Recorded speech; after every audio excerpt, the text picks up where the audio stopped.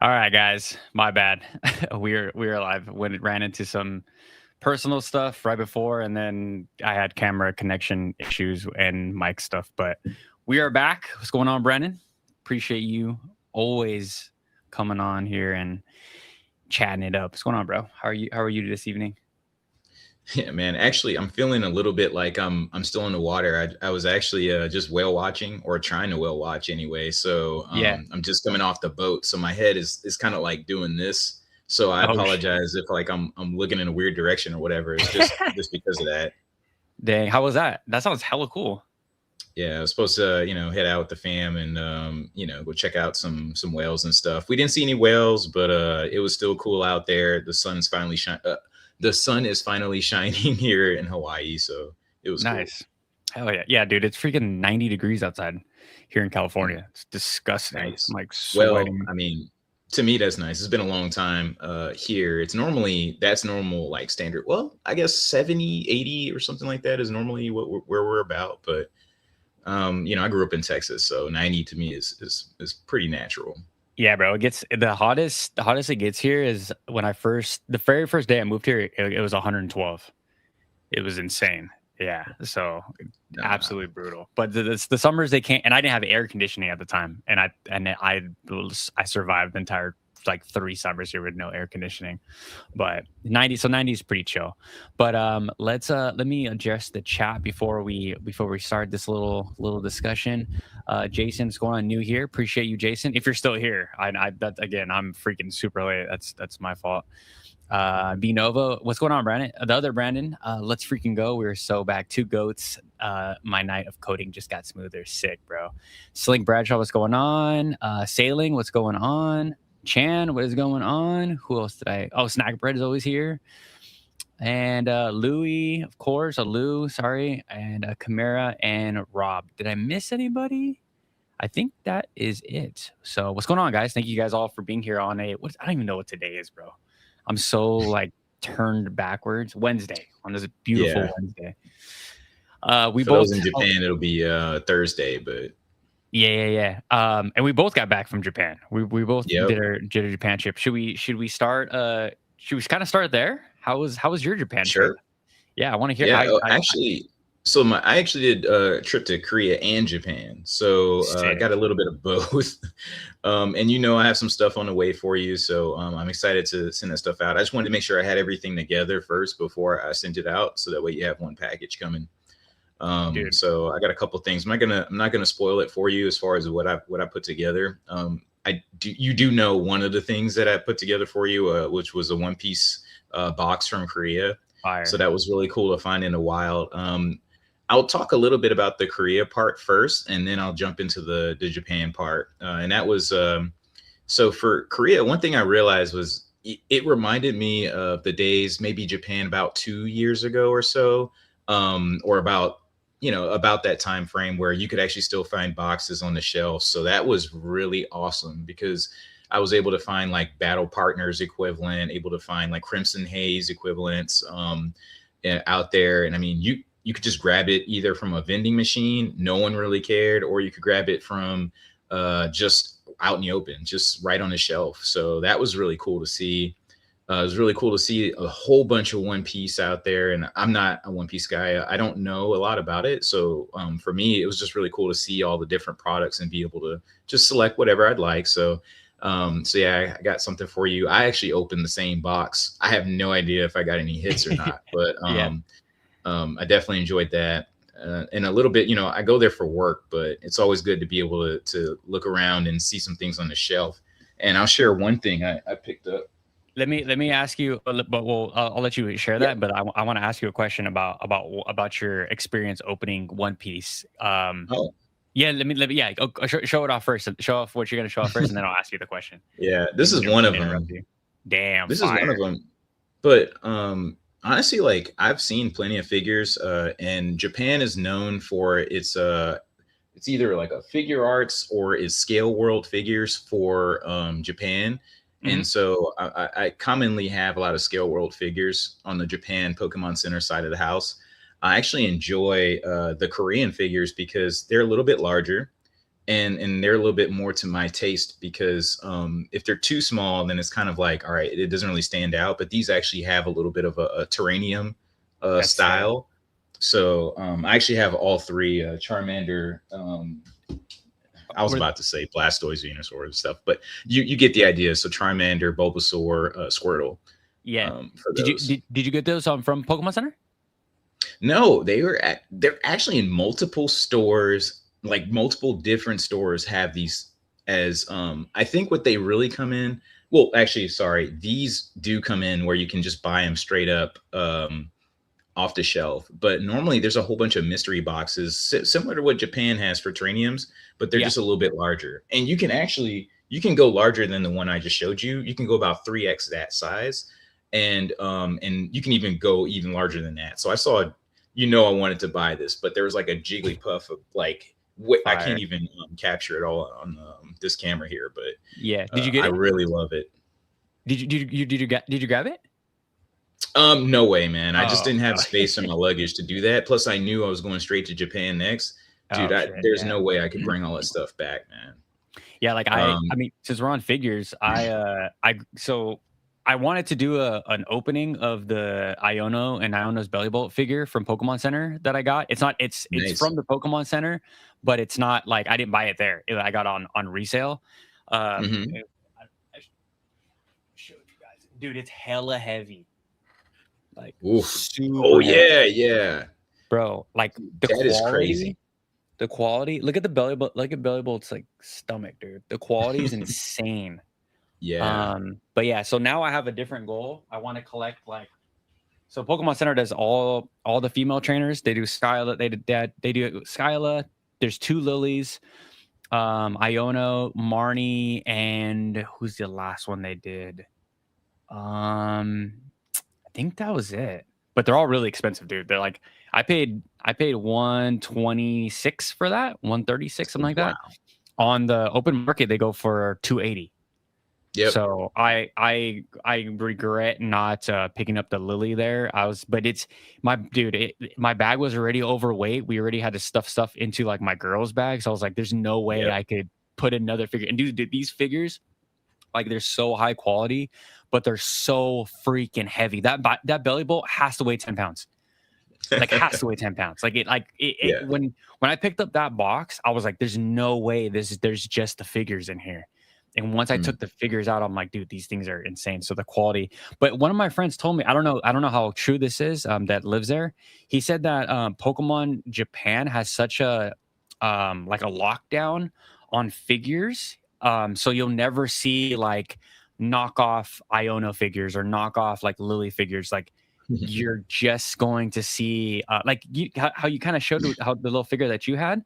Like you won't Yeah. see that in Japan. Like, and I did a full 2 days of figure shopping. I didn't see one Pokemon like knockoff. So maybe my homie is right. I don't know. So it depends on how you define knockoff. So Pokemon definitely has its sanctioned versions of the figures that have been printed elsewhere or like produced elsewhere. So I can't remember off the top of my head. I'm sure if I was to crack open, I have a case of figures on the corner back here, where I have 2 versions of some figures, but there's a Chinese one that is authorized, approved as a manufacturer for figures. And what you'll see is that typically, from what I've seen in Japan, they like the scale world figures are the most consistent and the most like increase high value products or high rate of return for your collection, and then keeping it and then trying to sell it elsewhere, just because of their very limited print. So, and I'm sure that Iono figure, I'm sure that thing is going to go to the moon, just because they don't print. Those things are limited release. Usually like they give them about a month, 2 month of windows, and they might rotate back every now and then. For example, the Mewtwo figure that I have is a Scale World product. That one they did rotate back and reprint it, but the last time they did it was probably years and years and years ago. So by standard, if you wanted one of those trainer figures, the trainer figures, you're probably paying something like $200 or so for, and then I'll pull one up for you. So for example, like this is a scale world Marnie figure. Mm-hmm. If you wanted to pull one of these suckers up and buy one of them, you know, just especially like in Japan or anything like that aftermarket, they can go up to $200. That's crazy. It just depends on when you see them. I'll show you guys. I didn't know all that stuff. I just started collecting them, and you know they look cool in my case, so that was why I have them. Pokemon Center. I'm gonna show the audience Pokemon Center Iono figure. Dude, for some reason my eBay is still in Japan. I don't know why that is, but Yeah, probably geotagged you once, and then after that it kind of just stuck there. yeah, how do I change this back, bro? This is like I try to do You like gotta a market. you gotta sign all the way out and sign back in. If you don't sign all the way out, it's probably still gonna be trying to catch you for that country. It's hell annoying. I tried to do like a market watch the other day, and I was like, why isn't it? It's still it's still in Japan. So, yeah. I know while you're pulling that up, I just wanted to I'll kind of cut through Korea a little bit just to say, or speed up a little bit on that. Yeah. And say the thanks Team Rocket Joey. I see your comment there about the slabs. Brandon goes crazy. I will say for Korea, the prices, I mean, when you're talking about for what you get, and because we always talk about the Japan market, we talk about, you know, if you want a better deal from where we are right now with the English market, if you're looking at a value proposition, Japan seems really strong. It's going up, but it's still strong. But I feel like Korea and China are like the new Japan, what Japan used to be, where you feel like you could pick up a box for about 25 US, 30 US, you know, enjoy the ripping experience. So this is really geared towards the folks who really want the ripping experience. I had a really good time, and I did not feel any pain from ripping One Piece or from ripping, you know, regular Pokemon boxes over there, just by how accessible and how like, okay, yeah, whatever, $30, no big deal if I don't get a hit. Yeah. So that was good. How I felt about the One Piece cards, I didn't, let me see. Yeah, no, I didn't bring them over here. It'll take me a second to try to pull those back, but I do feel like they remind me of Weiss Schwarz cards. So that's a good thing, to be honest with you, because I like the way they feel very clean. They feel like the art feels very it seems like it sticks to the origin a lot, and that's okay. I think it's okay for, especially in an anime focused situation. I feel like they really do bring the anime to the cards. I really love the art, and I love the quality of the material that they use on it. It seems like it's easier to if I was just off the top of my head, it feels thicker. And so it feels like a little bit easier in my mind to grade, a little bit easier to be consistent with grades. Yeah. The rarer cards, I like the manga style. So, yeah. I mean, that to me is beautiful. When I'm pulling a card, I think those are just like uncommons, but some of those manga style uncommons are very, very nice. And I like the way they look. Some of those textures and some of the arts are really, really cool with the gold on them and stuff. Yeah, it's I like how you pointed that out, because there's a lot of the uncommon cards that have just basic battle scenes, and they're like a 3-cent card, but they're so beautiful. Like I have a full binder of like all my favorite characters of just common cards that are, I looked up and I was like, this has to be like at least $1, like 10 cents, 15 cents. So yeah, it's cool. But did you, so, okay, let me ask you this. So if so you didn't know anything about One Piece or about any of the like the rarities, was there something that like really stuck out for you? Like I'm trying to remember how, because I opened Korean One Piece before. How many cards are in the pack?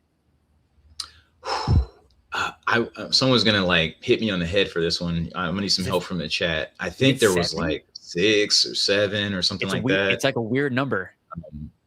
But it feels like there's more cards in there, and that could be, once again, based on the thickness. I think that could be the difference of why it feels like there's more cards in there than there is in Pokemon. But I definitely feel like, and also don't have to worry about energy cards. So yeah. Because of that, I definitely think it feels like you're getting more out of that. Actually, this is a new phone, so I don't have the pictures on this particular phone. Yeah, like when my girl was opening One Piece packs, she was pulling some like Frank. She pulled a Frankie card, she pulled a Nami card, and she's like, this card has to be worth something because it was like gold foil, super thick, and I was like, oh yeah, for sure. And then we looked it up, and it was worth literally nothing, but it's so crazy to see the attention to detail for One Piece cards. So it's cool hearing that from a Pokemon guy that has no idea about the One Piece. I still don't know the rarities, dude. Like, the rarity part makes no sense to me, but I'm sure I'll learn as the more I get into it. But I just open One Piece whenever I can. If I probably spent at least $50 on One Piece packs in Japan, and they're like $1. They're like, I think the cheapest I found them was like 70 cents for a pack, for the newest set. Yeah. I know we're going on a tangent here, but I will say, like, I appreciate the One Piece cards. And if you can't see up there, I have the Magic the Gathering Final Fantasy set up there. I actually have never opened it, so I just grabbed it because it was the only one I could find in Japan. So I grabbed a box, but I actually haven't opened any because I haven't seen any packs. But I love the way that they did that in a Magic the Gathering spinoff. I love the Weiss Schwarz style cards. And if you haven't seen on my Instagram, I actually have 2 signed cards from Weiss Schwarz. One is a Darth Vader card signed by Hayden Christensen. Dang. And then I have and then that one is actually the top card of that set. And then I have another one of Darth Sidious, and I got that one actually signed by the guy who plays Darth Sidious in the originals and in the current. So all of those are in PSA slabs right now. How did you get their autograph? Just from a meet and greet? They came to Japan. Let me see if I have it here. Nope. It's in my other case. But I just went to a anime convention, or maybe it was Tokyo Game Show. I can't remember, but they came to Japan. And the coolest thing was when Hayden Christensen lit up when he saw that Darth Vader card, and he was like, holy crap, I've never seen this card in my life. And that's because that card just came out. I mean, it was probably maybe a month old. And he signed it, perfectly and stuff. So it was great. Got a 10. It was awesome. That's fire. Speaking of 10s, I want to go back to One Piece really quick and how you said the thickness.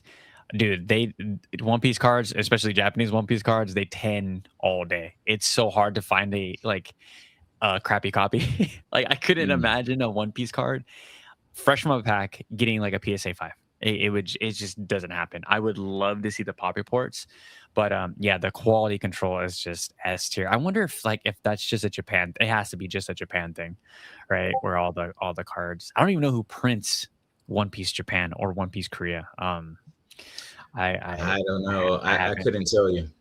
And I could tell, but I can tell you that since we're jumping, but because manufacturing for the cards from for the Chinese market as well as for the Korean market are coming out of Japan, you'll see that quality jump as well in those realms. So that's a really cool thing about what Japan brings to the table.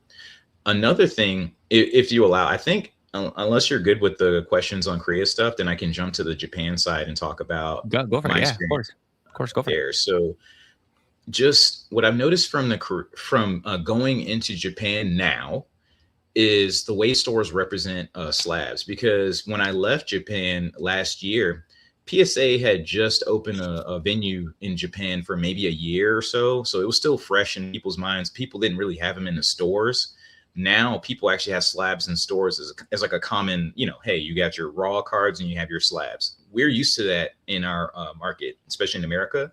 But I will say that Japan is getting used to it. But what I notice is way different than anything I've seen in the English market is they treat PSA slabs way different. And when I say this, I mean that a PSA 10 is almost a given. And it kind of messes with the raw cards a lot. So when you see a PSA 10 on sale in Japan, you expect that, yes, it's going to be more expensive, but also those PSA 10 cards are bringing up the price of the raw cards to closer to that PSA 10 price. It's almost like it sucks it all up, because there's almost a notion, just as you mentioned, if the card is out in the public, it might as well be graded. It might as well be graded as a 10. And if it is, of that quality, then that price of that card should be closer to that. It should just be pretty much a difference of a grading experience. Yeah. But I will say PSA 9s, way different than some of the thought process we would have, or at least more dramatic. So it's almost as if it's LP. So to Japan, the PSA 9 is like an LP pricing than it is a PSA 10 pricing. So you're gonna get a better deal buying the PSA 9 than you would the raw price, like 9 times out of 10. Let me know if you saw that same thing. Yeah. So so you pretty much gave a little bit of away into my vlog, my Japanese vlog. That's literally what I saw.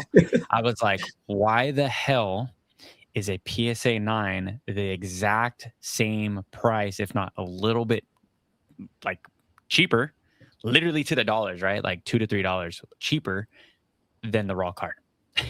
Made no freaking sense. So again, subtle foreshadowing into the Japan vlog for me. I was on my last day. I was trying to find a PSA 10 copy of Mega Dragonite SAR for Eric. He was very clear. I don't know if you guys watched that podcast or our last podcast, but he was very clear that my boy wanted a PSA 10. I went to 10 plus, maybe 15 plus card shops that last 2 days for him. None of them went 10. I wasn't confident that none of those would 10, either silvering or just a little bit of off alignment. The back was I had a weird dings. I took the light to it. So I was like, I don't feel confident grabbing him one. And a lot of them were yellow sticker. And I found some really clean yellow sticker cards out there, actually. But on my last day, there was one of my favorite card shops. That I forget what the name of the card shop is. It was on the second story in Osaka, in Denden Town, next to Magi, right across the street from Magi, upstairs, the upstairs one. You guys don't know, the ground level card shops in Tokyo, Osaka, they're always going to charge you a premium. Try to find the card shops that are upstairs. They pay less for the store, so they're going to have a little bit more of a deals. And I just found so many good deals there. But anyways, so last day I'm running through trying to find Erica's copy, and then I see this graded corner, right, and it's all PSA 9s. And it said cash offer, blah blah blah, on sale. Last day, bro. I'm like literally like this is like my last freaking stop, and I see a Mega Dragonite SAR, and I look at it. I'm looking at the price, and I'm like, there's no way that this is the price. There's no way that this is the raw value. So I go look on eBay. Right. It was last sold for this card. I'm gonna pull it up right here. I believe it was $280. I paid. I paid 100 and what was it? I would have guessed 250. Yeah, and then so this was sold March 9th. It was like 260. Let me pull this up. And it sold, and I got it for 143. There's a few today that were a little bit cheaper, 180, 202. But those are bids. But and I got mine for $143, or a little bit cheaper, maybe in the 30s. Should have picked me up a copy. There was none. That was the only one. That is a steal. Yeah, absolute steal. So the other slabs that they did have that were on for sale on that little rack was like random art rares, but this was the only like big card in there that was like, oh, what the hell, like freaking PSA 9. I don't know, and there's not a lot of people that like PSA 9s. You know, like I think I'm one of the only people in the space that like. Yeah, if the rack behind me has a bunch of PSA 8s and 7s, but there's special reasons for that. Yeah. Yeah. How do you feel about the people that are just like 10 or nothing for ultra modern? I think it's a little silly. I think it really depends on the card. You know, I think it's so tough to really say, oh, it has to be 10 or nothing. And then I think also once someone breaks the cycle, it's such a relief. Like, you know, when you have a collection of cards and you have just 10s, that's the problem right there. I think when people have just 10s, it's hard to crack it because you're like, oh man, I can't, you know, I have all these 10s. It's not going to look right next to everything else. Man, I swear, once you have a PSA 8 on, you know, in a slab or whatever, and it's right next to a 9, No one cares. Like No it one looks cares, just bro. fine. And then also, by the way, I'm biased because I'm also thinking of it from a collector stance. And I do want to address what question someone asked before, which was like, "Hey, do you pick the rarer card in a lower grade, or do you pick the standard card in a 10?" And I think that if you're going to, from a collection stance and for from a buying and selling stance, I really think that you should pick the rarest way you can get that card in the highest grade that you can get. So if you think that the best you can get is like a PSA 5, you know, first edition shadowless Charizard or something like that, then get the PSA 5 versus getting the I don't know, PSA 7 unlimited version or whatever. Yeah. That's just the way to secure yourself as like, hey, I have the rarest version, and it makes it easier to step up when you need to step up, versus trying to get the unlimited version of whatever that is, pop 50,000 or whatever, versus the pop 10 or pop 15. So I just throw that out there as far as a tip. And then also that helps once again with your mindset of when is it a good time. And Sky Ninja, yeah, just as you mentioned, that addresses that issue of when is it a good time to pick up a 7, 8, 9. And that's really how rare is it to find anything in a 10. And if you're priced out, you're priced out. It is what it is. Yeah. You just got to get, what you love. And if you love that card, pick it up. I just think it's so silly. Like is that I might be on an island by myself, but let's say like the Mega Gengar, right, from Mega Dream. So I would grab a PSA 7. I would grab a PSA 6 if it was available. If there's one out there that I could get at a discount, like I just don't understand how the graded premium, like that, even for an ultra modern card, I shouldn't get a discount on an ultra modern card in a slab. That doesn't make any sense. There should always be some type of upcharge for the greatest slab. Like I should have not paid $143 for that Mega Dragonite in a 9. Like make that make sense. But the market's the market. People are silly, but yeah. I will say, like, my time in Japan this time around, it felt like it was hard. It was hard for a lot of people to do what I did back when I lived there. So the collection that I have today, and a lot of people have seen a lot of my gems that I've picked up, graded, and then they come back in 10s. I've got video. Well, I think I might have taken it down. But in my Instagram, I had I'd sent in maybe 30 cards, and then 28 or so came back in 10s, sequential all the way. So that was really cool.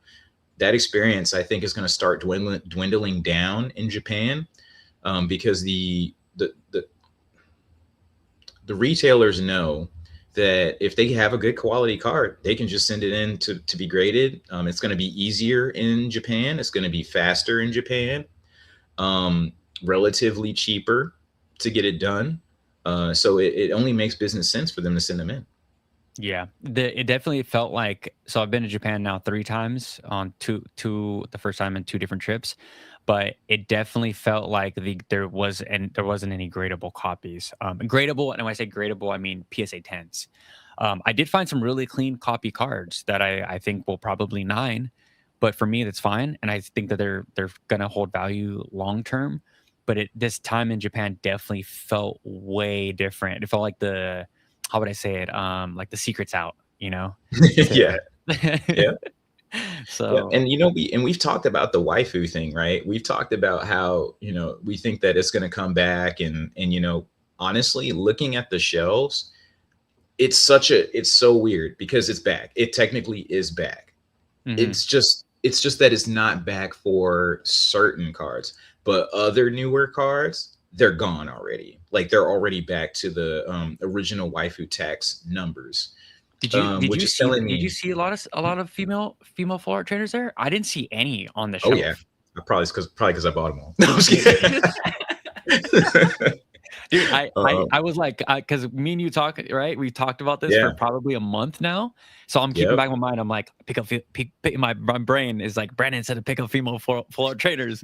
So I'm in Japan, bro. That was none. I wasn't gonna pay $300 for Rosa. I mean, I don't really believe in Rosa like that, but Yeah. So this here is a Marnie card for about 5,000 yen. So basically, the price of if you were to buy a box in the U.S. market for the Mega Dream, card is it's so basically the tough. same price to Card pick it is up. so But tough. 5,000 yen is 35 US dollars. Yeah. So 35 US dollars for a Marnie is absolutely nothing. That is different. Now, so remember, I said that some cards are actually back at the tax. That's why I didn't pick them up. But Yeah. those cards would be the Lily's Clefairy. There's a couple other cards. Of course, the Cynthia's Garchomp is at Nimangosen, which is equivalent to maybe 170, 180. But this is actually Waifu Craze numbers right here. So this is not this is the normal pricing, original pricing back in the peak era. So what this is telling me is that some cards just haven't caught up yet. But if you look at the rarer cards for Marnie, those cards are 4 times the price of that Cynthia's Garchomp. So it tells me that there's an anomaly there. If someone's still willing to collect a $800 Marnie card, but they're for some reason this alt art is not there, it tells me that there's a huge potential for growth there. So it's just a matter of time. I hella lied to you, bro. I did pick up some female forward trainers. I'm just looking at my stack. Do you want to see them? Yeah. Yeah. Here's the Hilda card right here. Hilda's so Picked sick. up at 9,000 yen. So, and then keep in mind, this is that Black Bolt White Flare card, right? So not a very popular set, but once again, if it's holding 9,000 is actually very, it's pretty dang good for a, it's a female trainer card. I would put that at probably it's like, it's in between the height of the craze. That should be about, if you wanted to put it back in like to what it should be at the peak, it'd be at least $200. But one thing that's a little different is that it has multiple Pokemon in the shot, and we've talked about this where these Pokemon. This is the Alice card here. This makes 0 sense, but like this card here, I was able to pick it up for 2,000 yen for a freaking the secret rare card at 2,000 yen with multiple Pokemon in the shot. Makes 0 sense. No. So yeah, I think it just like devalues the card, to be honest. Like me and you love and appreciate them being like with the multiple Pokemon, but I think for the average female full art trainer collector, I think it devalues the card for them. That's what I'm thinking. Yeah, it's so weird. I just don't get it. Another one I don't get is the Morty's Conviction card. We talked about this one multiple times, but once again, if I don't understand, this is a actually visible Gengar card at about the same price as the Dark Phantasma Gengar art card. This one I picked up at 5,000 yen. And I picked up a ton of them, by the way, because it makes no sense. But if you hadn't noticed, or if the chat hasn't seen it, they did an assessment or a blind assessment with mathematical probability and stuff like that to see what was the most expensive Pokemon period of all time for 2026, and it's Gengar. Like, so price per card, price growth per card is Gengar. So if you know that, and you know that there's like a straight up Gengar in this Morty's Conviction card, it makes no sense that this card would be 5,000 yen. Bro, I'll Venmo you right now if you have an extra copy. I got plenty, man. Right, I got like a binder page full of them. Shoot me a Venmo. I'll shoot me your Venmo after this. I'm gonna pull this up on stream really quick because this dude, there's it in a 10, dude, $115. Makes 0 sense. What? Why is this card in a 10 $115 with one bid? It's funny because it goes back to your picture, and when we talked about that Pikachu card with the Gengar in the background, That card is insanely priced up, but you know what the name of the card is in Chinese? It's just Pikachu. That's crazy. Is it It's really? not. It's not called Pikachu Gengar. It's only called Pikachu Gengar on eBay. What? Should we show him the the Yeah, I mean, pickups? I'll show my raw version right now. I got the rest of it locked up, but like this is just a Pikachu card, you know. So nuts, But dude. somehow the value has made this the top of the 151 set. So interesting for us. Yeah, I think it's it's of course the hype, but I watch a lot of opening content, like a degenerate, because I don't want to open that much product. But it is tough to pull that Gengar, bro. Really tough. I mean, it makes Evolving Skies look like child's play. I mean, people open like Dang. pallets of 151 and won't pull the Gengar. So Oh my god. that puts it into a class of its own already. But then you have the like one of my friends was we have another side group chat, and he was telling me, he's like, what would you just would buying the Chinese 151 be a good investment? And I'm like, it wouldn't, because there's so many people that are afraid of getting fake boxes. They also know how like impossible those cards are even to pull, and a lot of the set is really just bulk. That's a lot of these. I'm sure you've opened your for your fair share of Chinese booster boxes, but like they'll have the cool reverse hollows of like little stars, or like it's cool, right? But it gets repetitive very fast.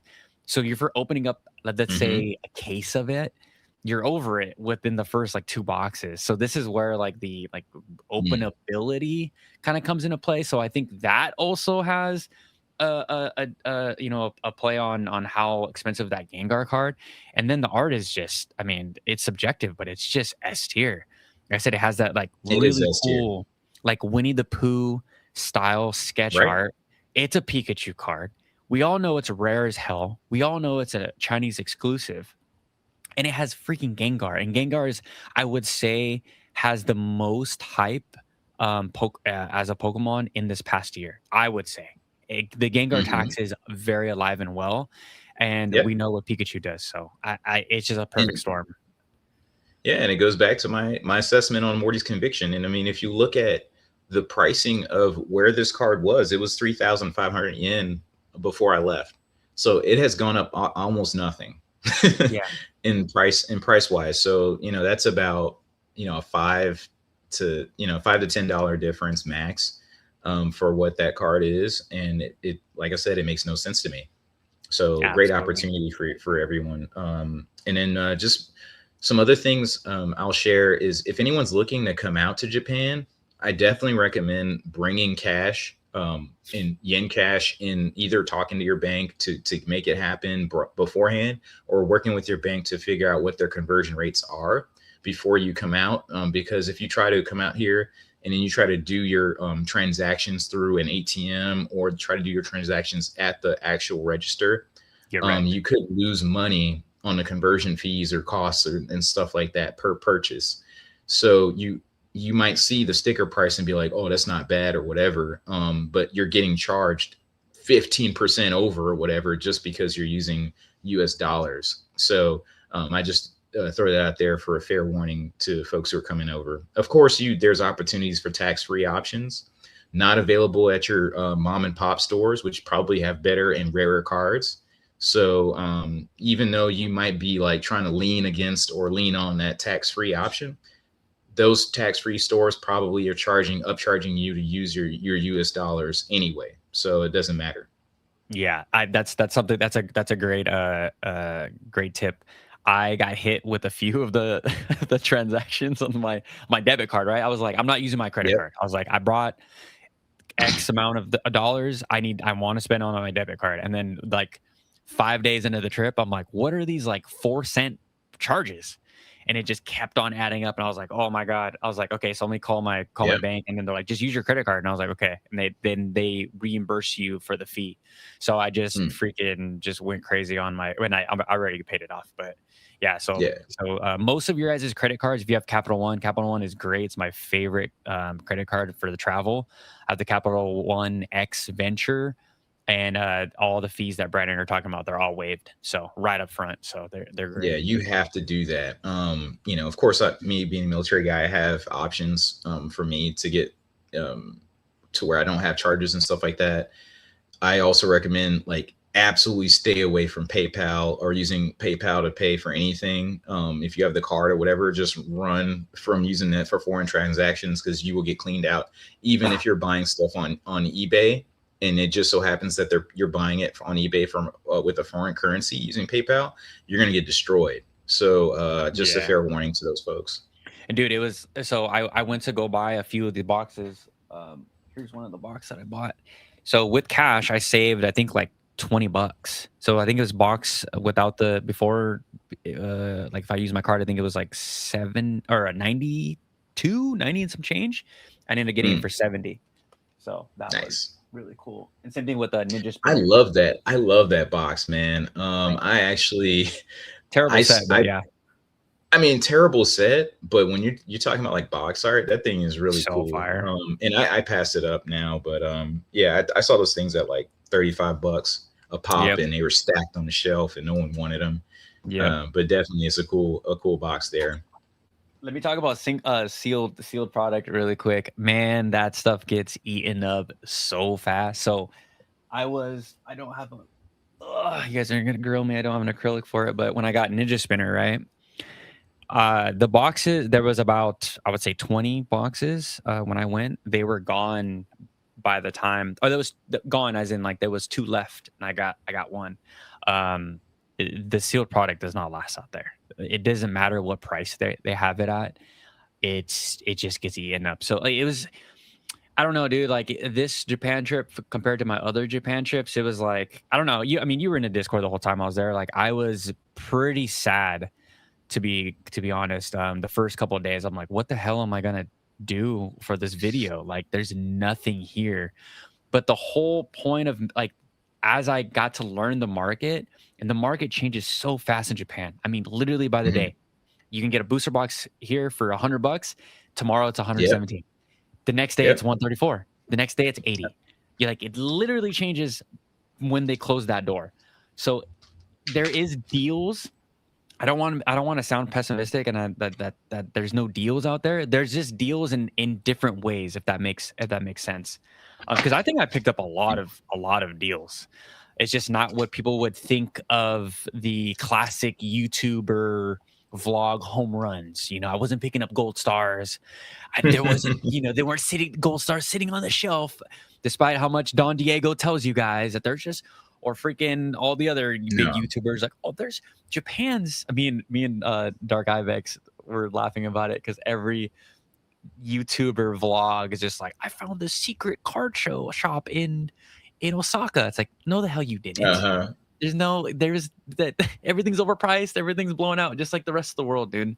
There was no. Stop freaking baiting and making people feel like they're gonna go to Japan and just wipe out and clear this shit. Like, no, dude, you're not. And the thing I loved about Japan now is the limits. Did you see that there in Tokyo, Brandon?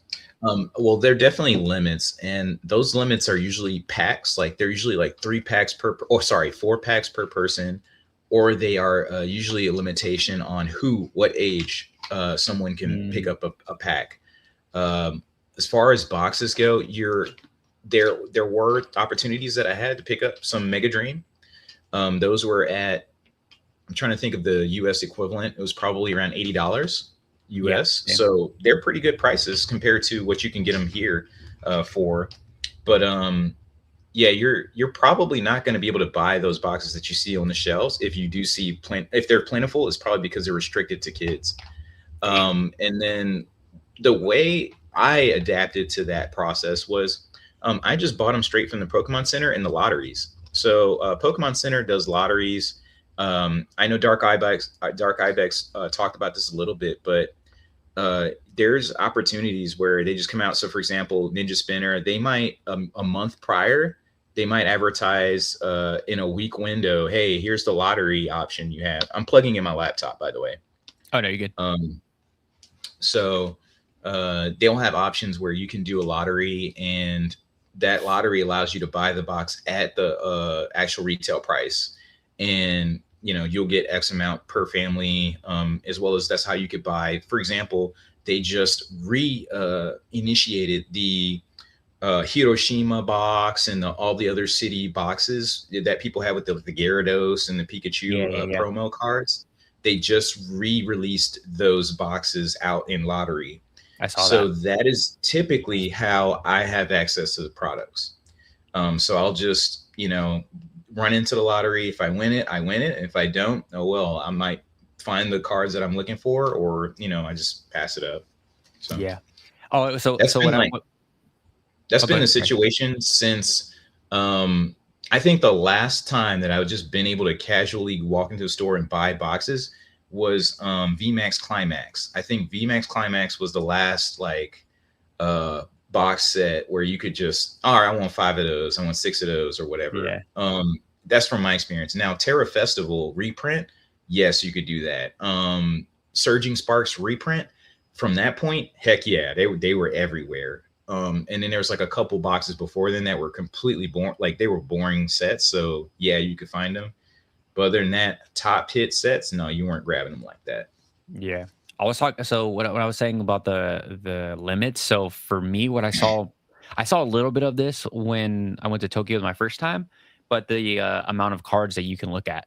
So now every single card shop has a sign saying you can see 3. That was like the lowest you can see, but now the highest I saw was 5, which I love.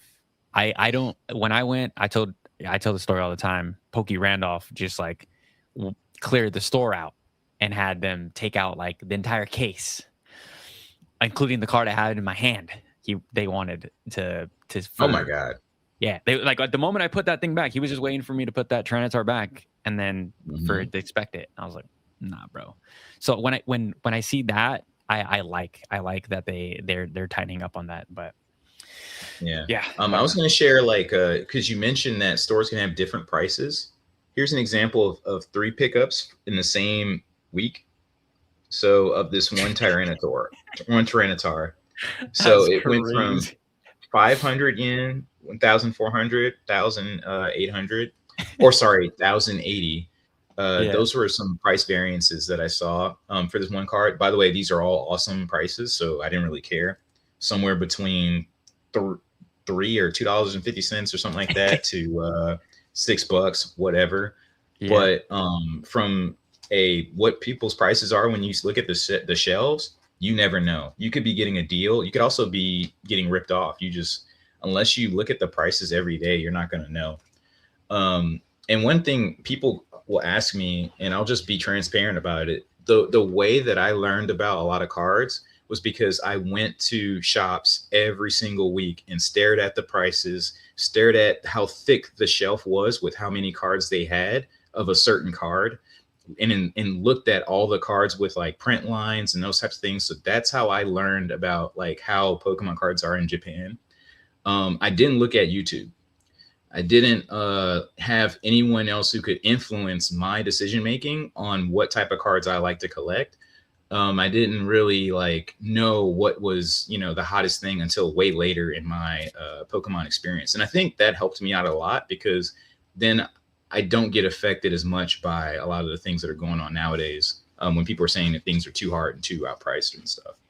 Yeah, like I think the prices were crazy for some of the. I mean, we're definitely like mid-era guys. We definitely enjoy an e-reader here and there. Like those were definitely way more expensive than I remember. But there is deals out there. And I want to show one of. So this is my pick of the entire trip. So I have a quick story about this, but the Mirage Forest Gengar. So I got it for how much? 14,000 yen. How much is that? Like 80. It's got a nice little swirl too that I didn't notice until that's 14,000. Dang. What is that, like $80? 85. I mean, it's probably 90. 90. Okay. Yeah.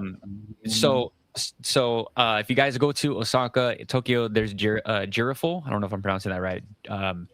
They avoid that card shop like the plague, because everything in there is up like 30 to 50%.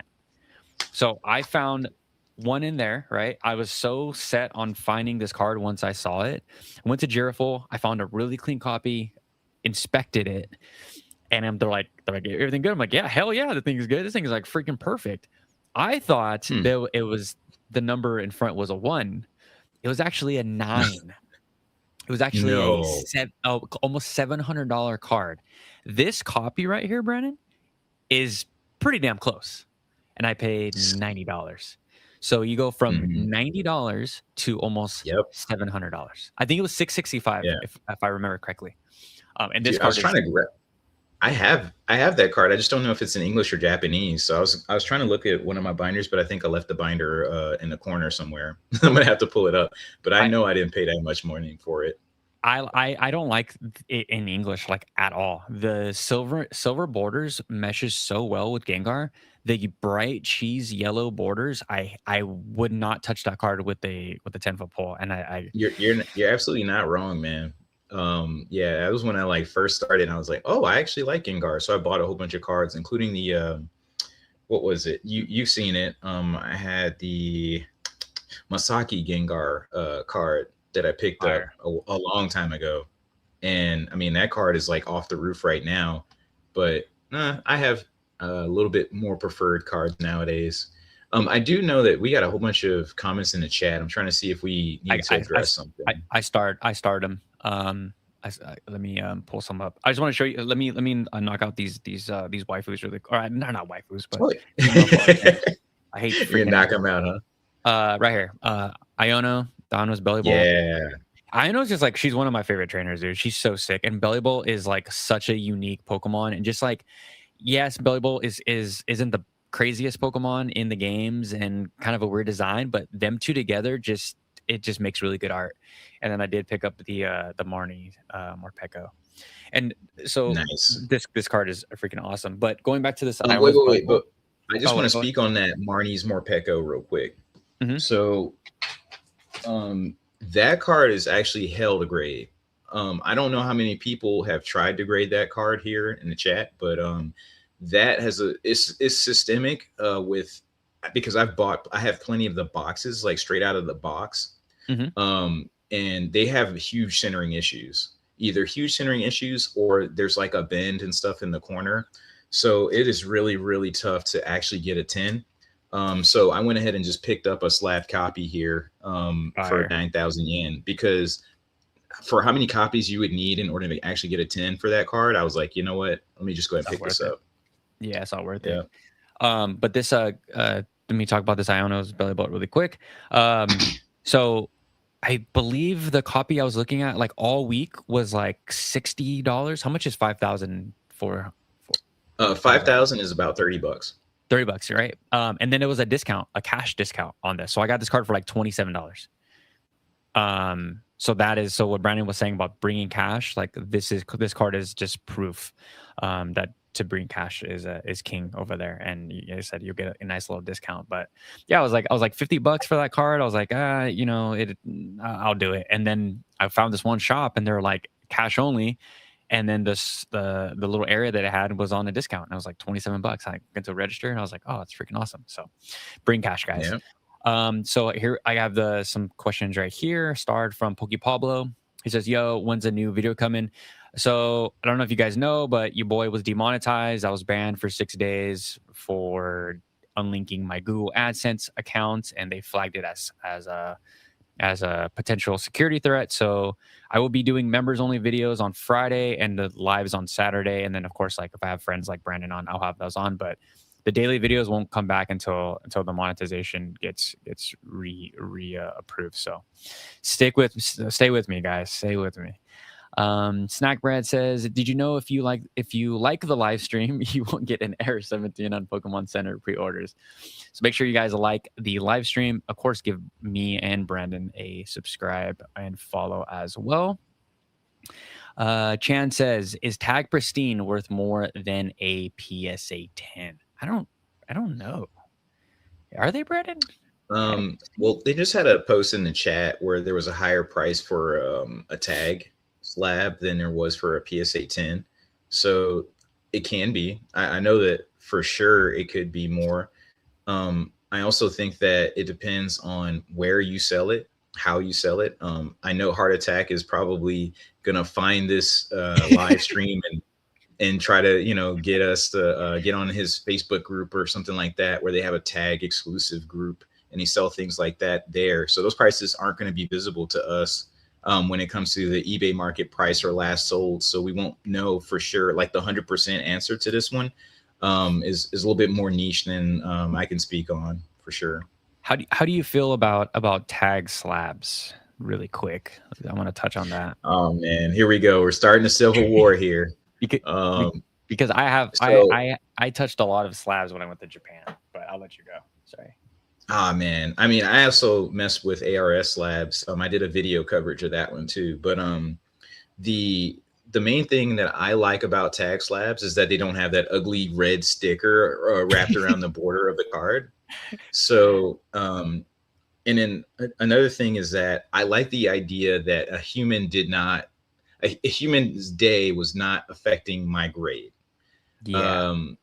I do think that I read the thread back and forth about like some of the annoying things about tag, and it's like 1,000-point inspection thing. Got it. But at the same time, I don't think any grading company is going to be the answer for all people. And I'm okay with that. I alluded to slabs and the grading process being similar to vehicles. And to me, tag is kind of like a Tesla in that you get a lot of huge benefits when it comes to gas savings. It's really flashy, really cool. You know, you're going to have some features that you're not going to get with the OG or the whatever people are driving nowadays in the US market. But the idea for me for tag is that, hey, it looks cool. It is cool. You know, I think that the people who love that product, that brand, and they trust the AI that's behind it, go for it. That's for you. I think that people who love PSA, and then also people who are trying to sell, probably focus on PSA a little bit more than that. Of course, I have multiple other options that I look at. So for me personally, like if you're asking what am I slabbing my stuff with right now, yeah, I have PSA slabs for the most part. But honestly, I don't care if they were all cracked and being raw, except for my the jumbos. So the jumbos are in the PSA slabs because that's the only company that puts the slabs in an appropriately sized container. So that's why those are in PSA slabs. The rest I could care less, man. I really don't care. Yeah, on my trip, so I would probably say 200 plus slabs trying to find deals. The tag slabs to me, from touching so many of them, and Chan sent me a piece or a tag slab for a video. So I don't know if it's the old tag slab or the new tag slab. I'm guessing I'd probably touch one of the new and the old ones. I don't like the way they feel. They feel so cheap, and kind of like a Tesla. I kind of get the same vibes on it when I hop into a Tesla. I'm like, I'm paying how much for this car? It still kind of feels a little cheap. Whereas I would compare PSA to like a Toyota. I think you said Toyota, right? Right, yeah. I think Toyota is a pretty safe comparison. But right. I just like the way PSA looks and feels to me. I did pick up the ARS slabs. I would only have one of my cards in there for a very specific card. Maybe for like vintage, I think is cool because the grade is in the back. Shug's like PSA 1 Charizard looks beautiful in that ARS slab. Like I love the way that looks. But for an ultra modern card to be in an ARS slab, just I'm kind of cool. There was another Japanese grading company. Oh my gosh. Can you? Yeah, so there's Gemix as well. Gemix, and then there's one more. Because I saw their office in next to Magi in Osaka. Yeah, I'm not sure. Oh, you get the but I'll touch on like my experience with ARS. Those slabs are extremely expensive, and I don't know why. I don't know if it's because where the store that I was in, I don't know if that's because the store was upcharging those things to the wazoo. But even for like, it looked like a common card or whatever to be in that slab. I mean, they were putting it up $40 over US wise. So I couldn't even buy one just to keep and hold something so that I could have a live comparison. But I did pick one out and then try to like hold it and videotape it and stuff just to see like how it looked. And I don't know if, once again, this goes back to your point about like, was it an old one? Was it a newer slab? I don't know. But there was a little bit too much air between the card and the slab, and it didn't have let me see. I don't know if you can see these things, but there's like little spacers here for the gap that a PSA slab has that covers that space there, so you don't have to worry about like if it's going to start shaking around and stuff. And then I hate freaking BGS slabs, man. Like this thing is ugly. It looks like there's a condom on the card, dude. Like let me see if I can get this. It's all right, but I don't even think I opened or I held a BGS lab before. Like, what is this plastic crap it's got like there, man? I hate that. And then the actual like what do you call it? The grade here, it falls sometimes. It just falls out of place. It just drops.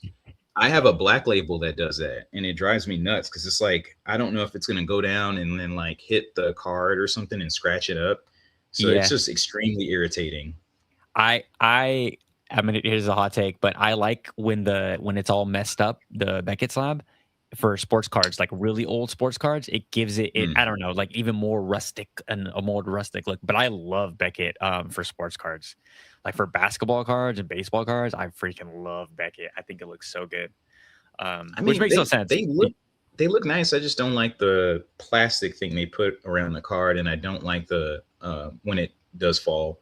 And my black label is a Arceus. It's the first black label I've ever owned. Damn. The gold one. Was it you that noticed that the CCIC, or was it Jordan in our Discord? It was me. It was you, right? It was me. And because it has like this like a indent. I don't know if you guys can't pick it up on the camera, but it has like an indent that holds it in really well. But yeah, I didn't notice that until you said it. But it's very clear and very small, like super tiny, and it doesn't take away from a slab. So I might keep it in the CCIC. I might keep it in there. I really want to crack instead of PSA, but I love that card so much. I would be devastated if something happened to it, dude. Devastated. So I think it's gonna live in there.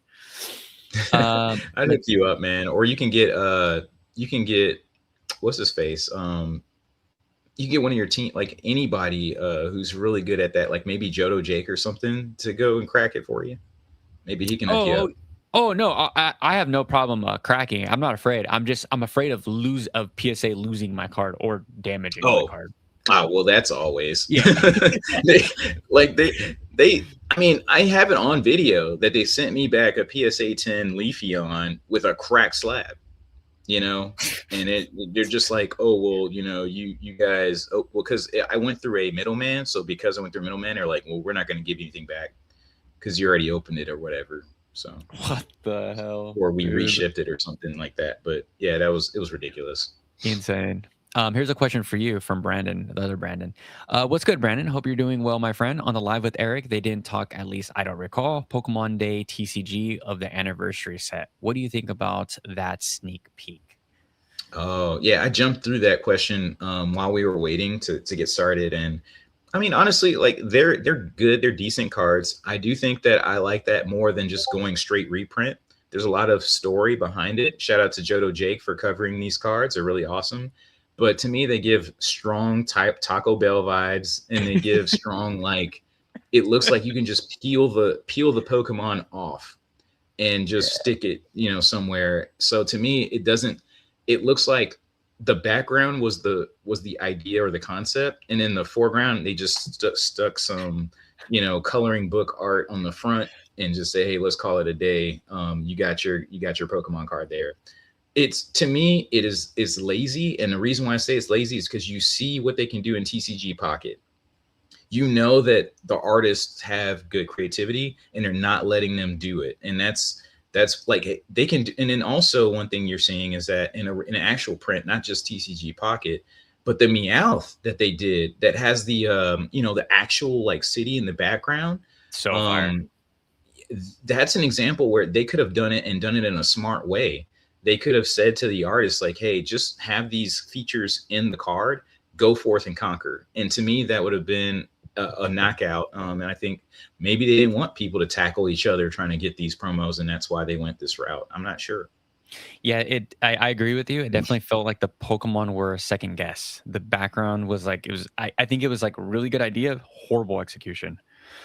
Like really, really bad. I don't have any desire of owning those cards. Now flipping those cards, that's going to be a different topic. But I think those are going to appreciate so well over a short amount of time. I think when they come out, if I can grade some of those as fast as I can to get those out, I will be. But I'm not a huge fan of those, dude. I don't really want any of those cards in my collection. But excellent question, B Nova 61. We got another question right here from Louis. He says, what do y'all think about Nostalgic's take on SV doing better than Sword and Shield long term? Do y'all think the criticism he got was warranted? I haven't watched that video. And which would you honestly seek out in 5 to 10 years, SV or Swish? I like this question. Me too. I really do like it because I was actually thinking about this as I was organizing my binders.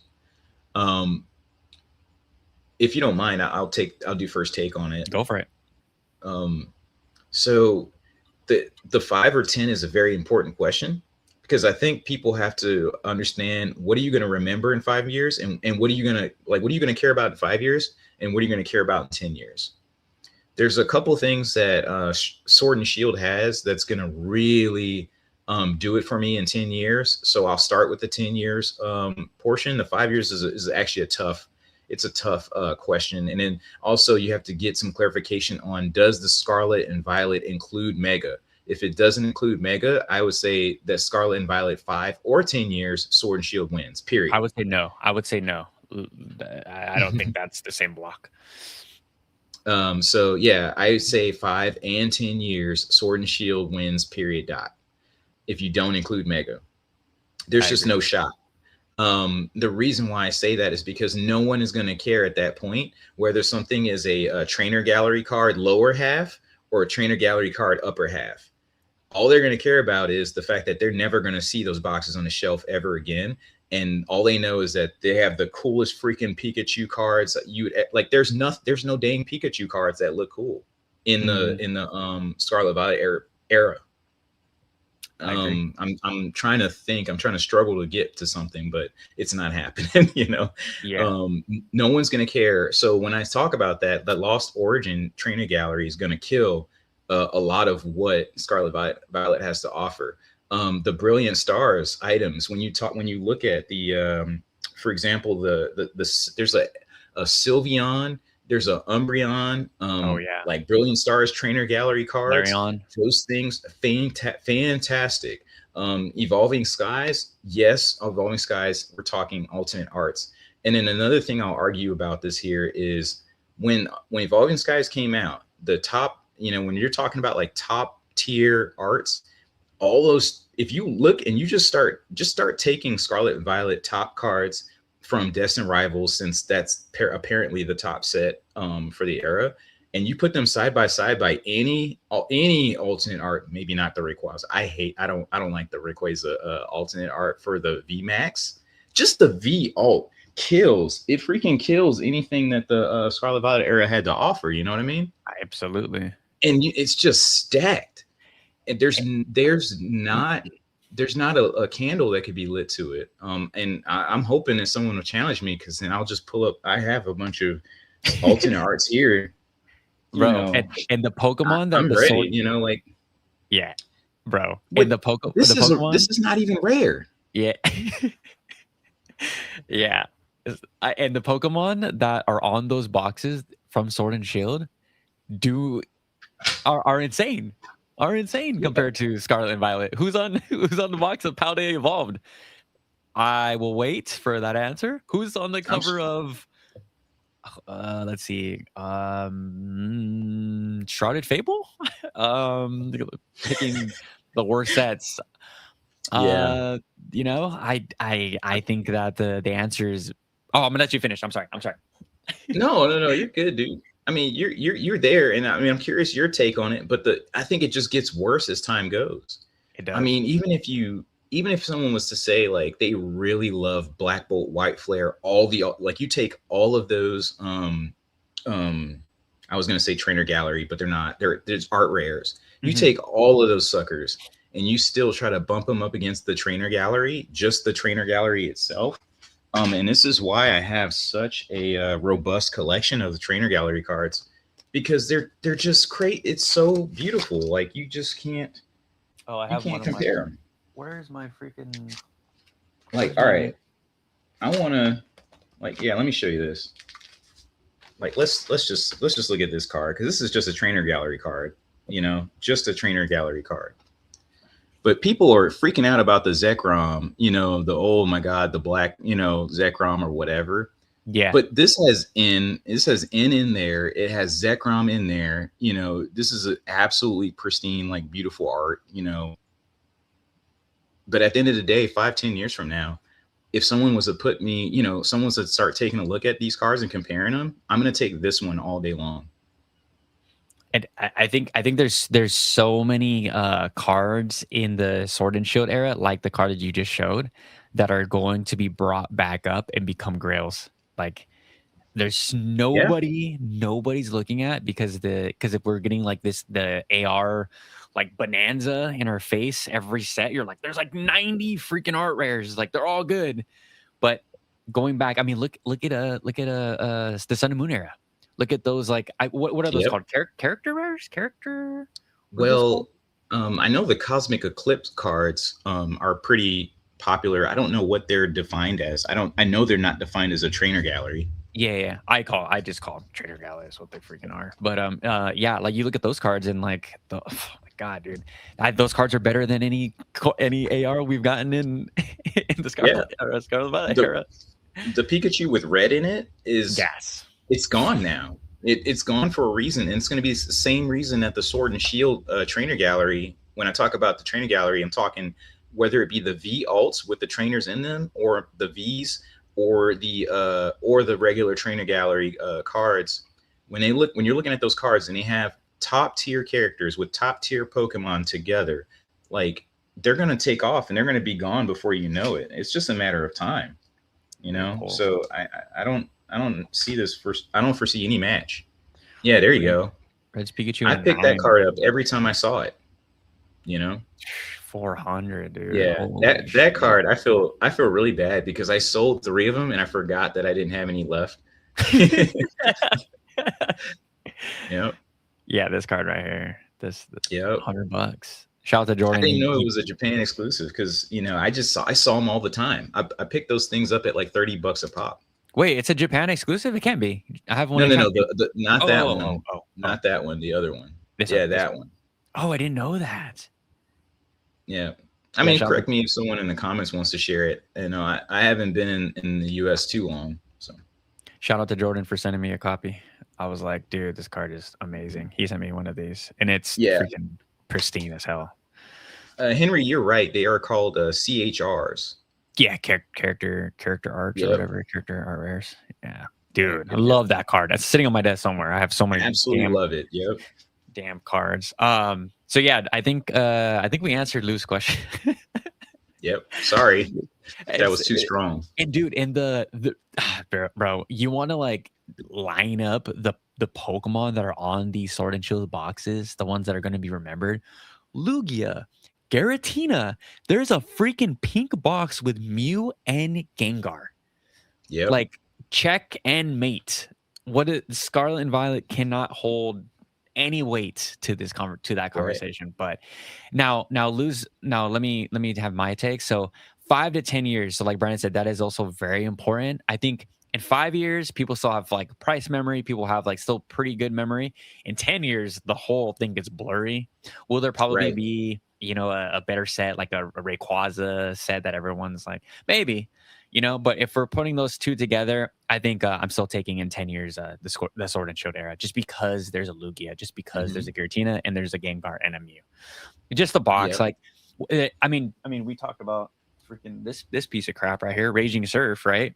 I don't even remember what's in this set. I just know that I remember it's bad, but it's got a cute little Jirachi. It's got a Tappy Coco. Is this Coco or Lele?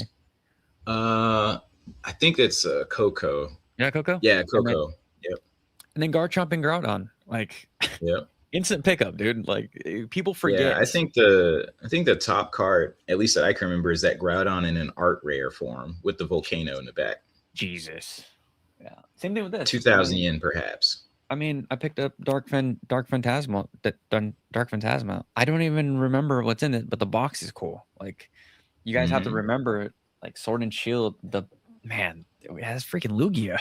You know what's funny about that Dark Phantasma box? What's up? That freaking it's the hollow, just a regular hollow Gengar card is probably like $5 minimum. So if you just happen to keep pulling those hollow rares, you just like, printing all of the freaking hollow rare Gengars are just going out of the water like crazy expensive now. I think that one actually is the Gengar that is on a chandelier or something, just the regular hollow version. Yeah, it's a really beautiful card. I would actually slab that one just to have it like in a slab, but for sure. I'm sorry, man, we're going in tangents. Did you there is also the oh my gosh, the Cosmo Hollow Foil Gengar that's going crazy in English. I think it's like $50 now. I think I have it. I'm sorry, I didn't bring my my Gengar binder. Yeah. But yeah, I know it was hilarious. I was laughing because I was like, man, dude, I just picked those suckers up. You know, I didn't know what they, were gonna be, but yeah, the Gengar tags, bro. I mean, guys, this is the reason why me and Brandon picked these up. Like this is why I didn't want to miss out on this card. This is it. When the moment me and you started talking about it, and me and Jordan were going for paragraphs of him telling me why I need to start selling some of my sold product to grab this card before it's too late. He's like, once it's gone, like you're never going to be able to have that card. So I sold a lot of sealed product to get into that card, and I'm happy I did. I'm really, really happy I did because so. And I just want to say, like, that's not shilling. When you think about like you got to think about what cards are out there that have a similar price, a similar rarity. And you're probably talking about like Scream promos. You're probably talking about like the what's it called, the stamp box promo. Maybe more on the you could go on the Pikachu side, even stamp box Pikachu side. You could talk about the Van Gogh Pikachu. Like those are probably the level that we're talking about. And if you believe that those cards are at they should be at the price that they're at right now, then pound for pound, I mean, that card wins. Like the Gengar and the Pikachu card wins over and this is my personal opinion, but it's with the data of how strong Gengar is, how strong Pikachu is, how strong an exclusive is. Like you start stacking that stuff up. That's why it made no brainer sense. I also want to give a mention to this card here and look at that. The people who have a PSA 10 or PSA 10 only people are going to start like screaming in the background. How did they get a 9?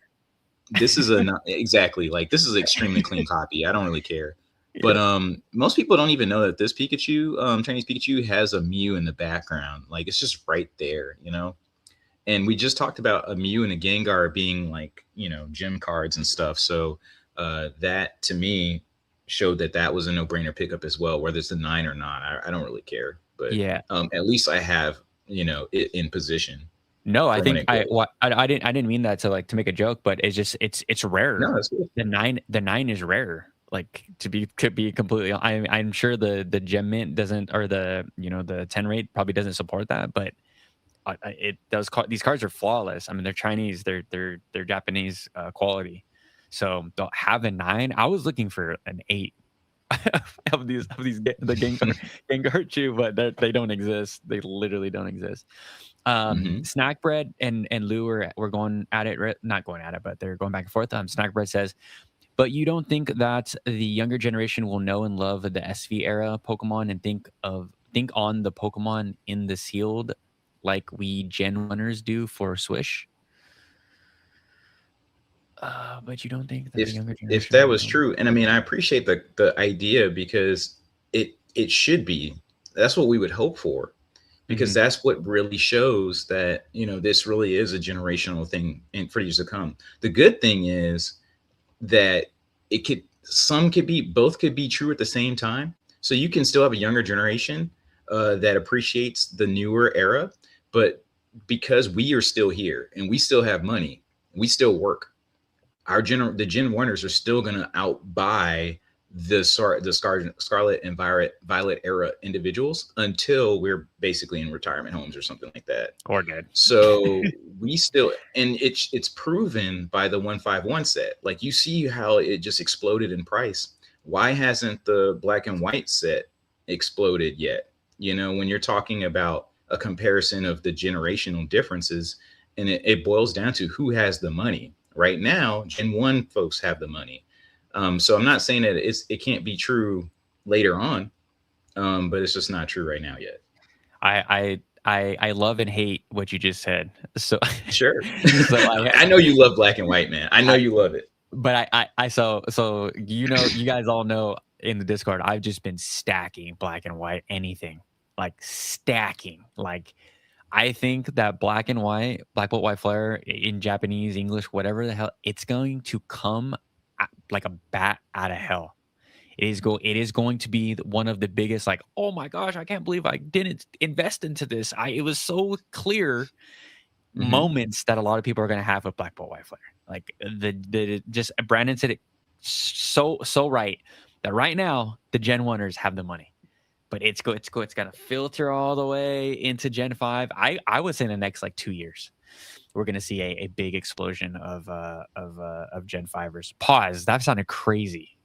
That did not mean that. But I'll also make to pile. I'm sorry, dude. I mean, I didn't mean to knock on you for that one. But I know I was just teasing because I know that you really love it, and it's not wrong at all. Like, it really is going to become the generation. What they're going to remember is going to be that. But a unique point that I will share about Sword and Shield versus Scarlet and Violet era. Sword and Shield hit the end of Ash's era for the anime. So for those who remember the final battle, you know, with the Gigantamax and Ash versus Leon, that memory and him finally winning like that world championship experience, that is something that I think Scarlet and Violet has to fight against. So from a age, obviously, if someone wasn't there to experience it, of course it doesn't matter. But from what people are going to remember, if they want to remember the last moment that Ash had on television, and that from him being the main character experience, then they will remember that. And I think for that particular reason, I think Sword and Shield has a strong opportunity there for what people are going to remember and what they're not. I agree. I didn't even think about that point, but yeah, it's a very Ash last time on TV. Definitely a strong bookmark for an era. How do you feel about what Lou said? So Lou says, what younger generation snack bread? Kids don't even get Pokemon cards right now, so it ain't going to be the younger generation that remembers SV. How do you feel about that?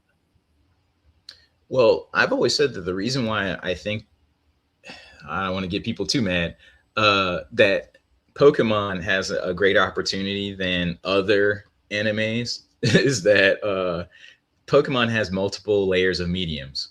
Pokemon has Pokemon Go. It has Pokemon like video games right now, still active.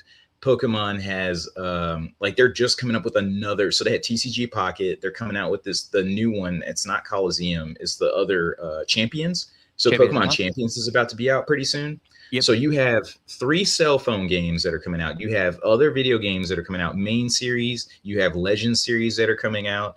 No, they can't get access to the Pokemon cards, but are kids playing Pokemon cards for the entirety of their lives? Probably not. But even when they move on, they will still probably be on their phones.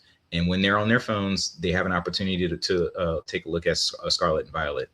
At least from either Pokemon stance. We still don't know what the new Smash Bros is going to have. They might have a Smash Bros with a Scarlet and Violet era Pokemon that might release.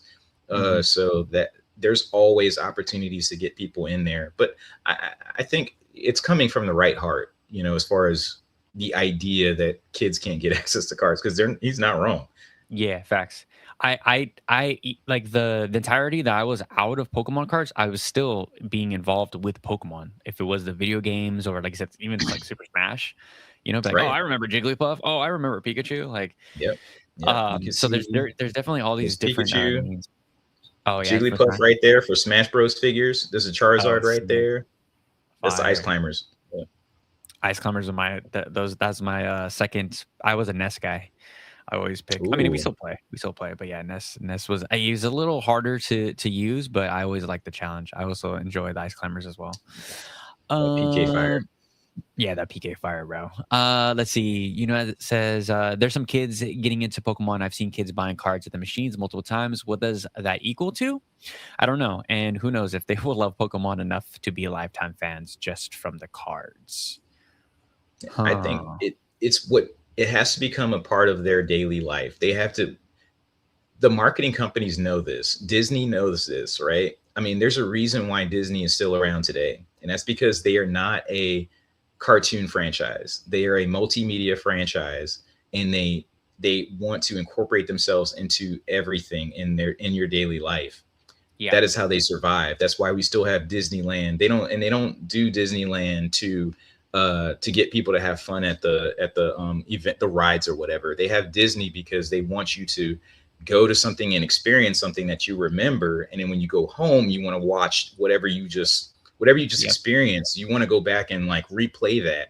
The adults are bringing their kids to that experience, and then they're going to go back home and they're going to want to experience that even more. So it's a revolving door. That's what they're really trying to do. Infinite money glitch. Yeah. Is what it is. So what I'm sure you watched the live mean with Shug. Shug said something that was also like I think this question, this whole debate that we're just talking about right now, it all stems from the American lens and not the Japanese lens. Because just like if you said Pokemon or you said Disney, I'm sorry, Pokemon is doing the same thing in Japan, guys. Like you cannot pick up a product that doesn't have a damn Pikachu or Mimikyu. My girl bought my girl got really sick in Japan. She bought a face mask. It was a Mimikyu face mask. She bought lipstick. It was a baby Rowlet lipstick that she just grabbed. She didn't even look at it. She just grabbed. It was a baby Rowlet.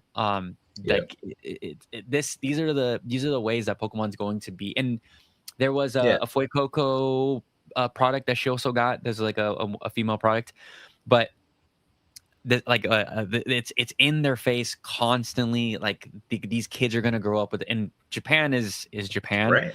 but I know we don't really see that here in America, so it's kind of hard for me and Brandon to kind of explain this to you guys. But I think the era is going to be the SV era is going to be memorable for a very long time, for the rest of the world at least. So. Yeah. And then another thing is that for another aspect, the kids get picked up in buses that are shaped like Pikachu. That's a lot. When we're saying that, that means that every elementary school, if they are not in that bus, they at least see that bus. And it's starting from an early age that they're like, oh my God, I'm in a Pikachu, like they're getting that experience from the start. So they're tuned in. They're definitely tuned in. They might be distracted by other things, but at the end of the day, if they're coming back and they know who those characters are, they're gonna get reminded at some point. So it's just a matter of how. Yeah. So I think the SV era is going to be remembered. I don't think it's chopped liver per se, but I think that and there of course I say this all the time, but there's always going to be a better, shinier product. There's always going to be, who knows what Pokemon's going to do with Gen 10. We could see maybe like thick raised texture gold backgrounds. I don't know.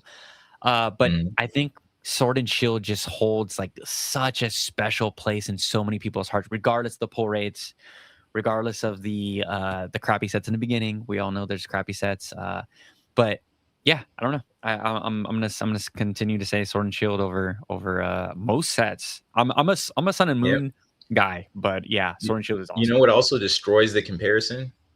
Crown Zenith is still in Sword and Shield. Yeah. And unless, and that was another big reason why I said you have to add in Mega Evolution, because you have to add in the freaking this latest set in order to even make it compare. Yeah, that's true. Yeah, I think I still think Crown Zenith is the greatest set to ever come out. Oh yeah, I think Mega Dream is, or I'm sorry, what is it? Ascending Heroes. yeah. Ascending Heroes, not Mega Dream, but I think Ascending Heroes to me is the best set that we've had so far ever. Mm, But could be a hot take, but I just like yeah, the variety. I like the Pokemon they chose, obviously, but just the sheer amount of freaking hits that you can get, of all types of Pokemon. You want Dragonite? We got Dragonite. You want Charizard? We got yeah, Charizard. And you want the Johto Mega starters? We got those too, yeah. So you like And trainers. so I would split it a little bit and say, like, which one is the best experience? Crown Zenith is the best experience, period. 100%. Yeah, There's 100%. no way to argue that. Yeah. There is a huge argument between which is like just the best set from when you're talking about like the content. That's where I think it becomes a challenge to say which one was one or the other. But What are we at right here? I gotta pick up my girl. Okay, so yeah, one set that I've just been super hype train FOMO is right here. Is these is Delta species. Just oh Delta yeah, species cards, bro. yeah. I'm getting every single Delta species card available. This one's a pretty damaged Good card, luck. but yeah, no, Good luck. Good luck, dude. I got That's gonna damage, eat you alive. bro. Okay, I mean, Yeah, even nice. damage, man, to have all the Delty species. Well, I guess it's gonna be a little bit easier for you if you're not trying to go English. Mhm. So thank goodness for that. But it's still gonna be really, really tough. So I mentioned this before, but I had my whole collection of Mewtwo cards catch fire before, and I've been trying to restore that ever since. And the Delta species cards are the hardest ones to grab again. So, for example, like this card here, I thought people were joking when I saw the price on this card, but this card it's gone. Like I don't know how to explain it any other way, man. I probably checked the price today; it probably doubled. Yeah, dude. It's it's extremely expensive to get all the Delta cards, but they Yeah, look gorgeous. I have so when I was in Japan, right? So I actually just sold this yesterday to a friend. The Typhlosion from Sandstorms, also another Mhm. great set. But I picked up the raw copy in Japan for like $20, 17, $16, something like that. Pretty good Sweet. copy. Yeah, so I'm gonna grade that. So my dumbass over here, I'm over here like looking at some of the English to Japanese comparison. I'm like, you know what? I have all the Delta species cards I want in English. I'm gonna sell them when I get them back from grading, and then I'm gonna rotate it into Japanese. Mm-mm-mm. The ones in Japanese are way more expensive. Yep. The Raichus that I have and the Charmeleons, I'm like, oh Mm. my, it's like double the price. So I'm like, there's I no don't think point for if I me. have the Raichu, I might have the Raichu Delta. The Raichu where he's just showing his balls, he's just full split. Yeah, I think so. Let's see. So they're like, why did you buy that card? I was like, I like it. He's like, yeah, but he's just showing his sack. I'm like, that's kind of true. I didn't realize that when I picked that up, but thank you for that. And then the Delta species, Brandon, you can inform me this, but how's the print quality in Japanese for Delta species? So that's a hard question because it may have been good at some point. I used to know a store I could go get Delta species like for nothing, and they would have decent quality. But that's Mhm. gone now. Like, I mean, if you ask me today, like what you see right now is the scraps. There's not going to be like that ideal like a PSA 10 candidate anymore for a Delta species in the wild in Japan. I think you really have to maybe go for the 5. Another like a specific store I think you should go for Delta species is Mandarake. Oh, I love Or it sounds a little bit like Mandrake or whatever, but that store, the reason why I recommend that one for Delta species is because they pre-grade cards and they'll tell you somewhere between 1 to 7 what the quality of the card is without you actually needing to look at it too much. That's sick. Then they give you really fair prices. So that's where I would normally pick up something if I was looking for a Delta species card. But no, I haven't seen high quality cards just out in the wild. Especially seeing Deltas anymore is super hard. No, so I was talking about like when they came out, when they come out of pack fresh. Oh, Yeah. oh, I have no clue, man. I didn't get started. I didn't get back into the game until 25th anniversary. Oh shit. Okay. So I wouldn't be able to tell you. So the English Delta species, they're notorious for having nasty print lines, like right down the middle. But from the vendors that I talked to, the print lines aren't like they're not subtracted from the grade. So Mm-hmm. I will find out if he's lying to me, because I said Well, all of mine to get graded. well, I can actually say I agree with that because Sword and Shield Japanese upper tier trainer gallery cards are notorious for print lines, and upper tier trainer gallery cards with the black borders for the V alts type stuff. Yeah. Those notorious for print lines still get 10. So I would agree Mm. with the assessment that they kind of are lenient on print lines for those notorious sets. Which doesn't make sense to me, dude. Because why do those get the pass but roller marks don't? They're both factory. They're both factory. Per PSA, it says factory does not count against the grade. So why does one count? I don't know.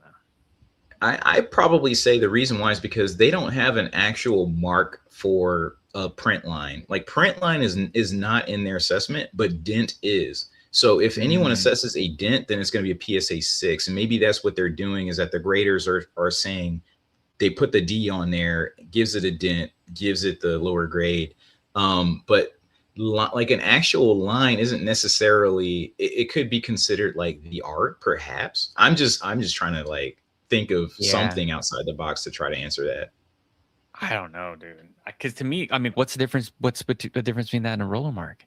A roller mark is factory. It has nothing to do with why it just rolled over the thing a little bit harder than the rest of the cards. Why am I getting banged for having roller marks? You know, I don't know. Pause. But yeah, yeah. If I was roller marks on my back, yeah, that's from getting banged from PSA. Yeah, dude. It's there's the more grading I do and the more videos I watch, and I've just been listening to so much graded content and just learning so much in this past like 2 months. I'm just overwhelmed with information, but it really seems like it's just the wild west. Like you can't be a grading expert because there's just that roll of the dice, you know, like me and Jake were talking about from the GX era, the GX borders. Some graders, know, oh my god, yeah. So you can have a perfect PSA 10 copy. They don't understand how to grade that border. Comes back a 5, 6. You know, has nothing to do with. Is it really centered? Is it not centered? Like, you know, is that what is that line? Like, I've never seen a fully centered line tag team era card. Period. I've never seen. I would love to see one, because I have a whole bunch of them, and I don't see any of them that have any good, like what I would consider to be a centering, like, or fully centered card. We gotta see a black label up. Maybe there is one up. I don't know. It's crazy. But all right, guys. We're about an hour and 38 minutes. I have to run, but let's get to, if you guys want to ask last minute questions before me and Brandon gotta get up on out of here. Matt Rudsum says you guys need to do way more of this. We've been pretty consistent, I would say, right, Brandon? We've been at least once a month. Yeah, about once a month, I would say, for us. The one with on Ibex channel was hella fun. Yeah. So definitely love that one. It's always good to have a bunch of, you know, Japan hands, as I would call us, on here. So it's good. Yeah, it was fun. Uncle Shrimp, perfect. What's the next card on your priority list within the crazy market? I'll let you go first. I'm trying to think of how I'm not gonna spoil anything yet. I think that's one that I have to save for the. I have to save that one for the next video. But what I can say is I'm looking where no one else is looking.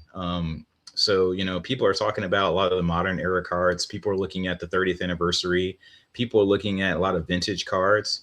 You're seeing prices go in places that there's never been. Even when you're talking about the Logan Paul initial boom, the prices now are. This is not on that level. This is way beyond that level. So with that, there has to be something else people are looking at. I will say, for the purpose of this chat, I'm looking at things that are not necessarily Pokemon cards, and I'll just leave it at that. Yeah, or like what you would consider a Pokemon card. Yeah, but they are. Yeah, they are considered Pokemon cards. Yeah, I can't wait to share that with you guys once me and Brandon buy the card. Gatekeep. Is that gatekeeping? Is that maybe? Yeah, it's gatekeeping. Yeah, because the thing is the thing is what I'm looking at. Just to explain to everybody, the stuff that I'm looking at is not listed much. There's probably 5 of each of what I'm looking for up on a list. So if we say something, all those cards are going to be gone. Dude, and you know what's hella funny? So you sent me that card, right? The card that we were talking about. You sent me that in a DM. I don't think he's here, but he has like the Gengar profile picture. He sent me that exact card like literally 30 minutes from you. And started it, and I was like, I put, wow. I know who also started with that card as well. Yeah. And he was like, oh, I just thought of you when that card came up. I was like, oh, cool, thanks, bro. This is what was the question? What's the next card on your priority list? So actually, I just got this today. So if I want to show him some love, Yamato. This is a proxy card, and this is a Nami card from. Ooh. Yeah, and it's got texturing, and dude, this if there was a blue back on this One Piece, if there's a One Piece blue back, and I gave it to most One Piece fans that didn't follow the TCG, they would think that this card is real.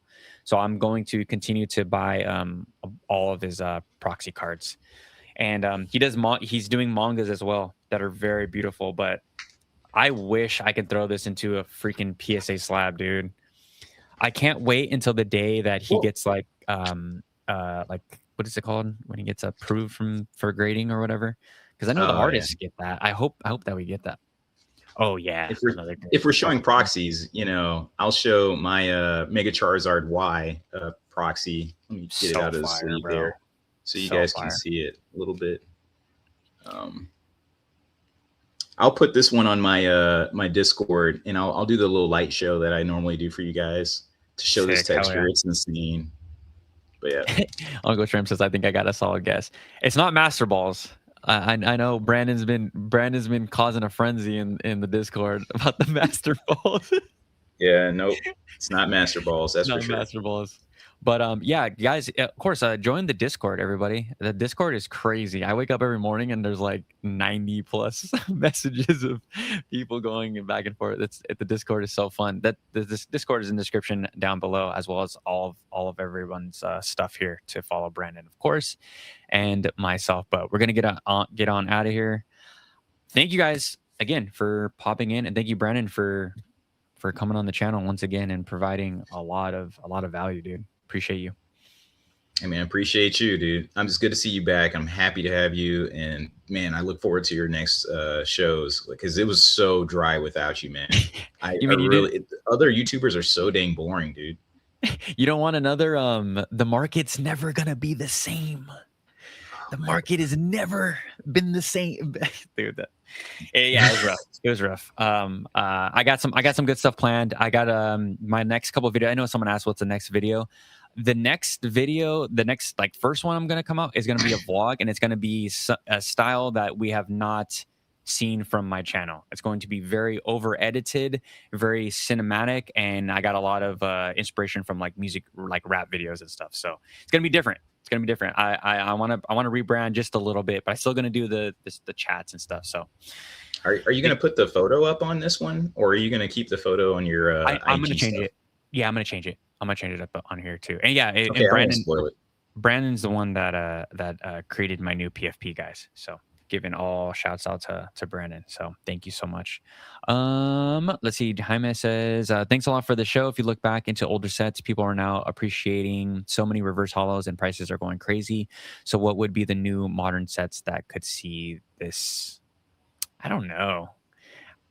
Anything, literally anything. I think we literally don't know what can go up. I mean, that's why I keep a reverse hollow binder. I keep a regular hollow binder. I mean, me and Brandon in the Discord every day show damn near common cards, reverse hollow, beautiful hollow cards.